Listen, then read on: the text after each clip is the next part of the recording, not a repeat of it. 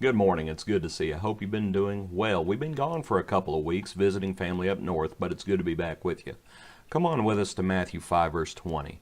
Jesus says, "Unless your righteousness exceeds the righteousness of the scribes and Pharisees, you will by no means enter the kingdom of heaven." That is why we strive to walk the straight and narrow. Because frankly, our righteousness, we got to do things better than the Pharisees and the scribes did, is what it boils down to. So Jesus elaborates on that in Matthew 5 through 20. He makes a number of points. I want to pull out just a few in the few moments we have this morning. One is this: our relationship with our brethren can make or break our relationship with God. Jesus said, "Inasmuch as you have done it to the least of these, my brethren, you have done it to me." Sometimes we get in the habit of thinking that it's just us and the Lord, and our relationship with our brethren doesn't really matter a whole lot. No, we need to understand it can make or break everything. The Lord talks about that in Matthew chapter 5 if you read it. The second thing I want to talk about is we need to make sure that we are not hiding sin in our lives. What the church needs, and it sounds strange, but to read Matthew 5 verse 30, the church needs more amputees.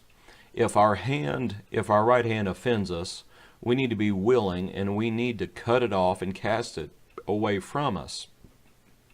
The Lord said that a lot of times what happens is we want to save our lives and we end up losing it when what we need to do is we need to lose our lives for His sake, and then we would actually be saved.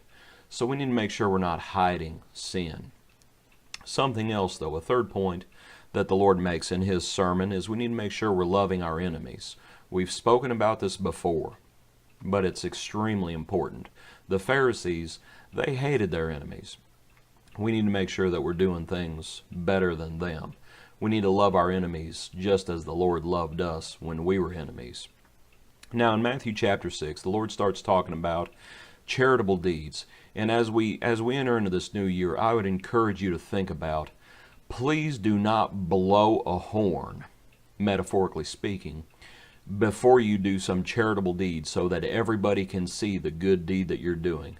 That is Pharisaical at its core. You see a lot of people talking about having a reading plan this year. Perhaps we also need to have a prayer plan. You might think a little bit about that. There are a lot of aspects of religion that are extremely private, and that is how the Lord wants it to be. I'll leave you with this one last thought. You cannot serve God and riches. That's what the Pharisees try to do, and you cannot do it. Hope you enjoyed this study. God bless you. Be a blessing to others. We hope to see you tomorrow morning.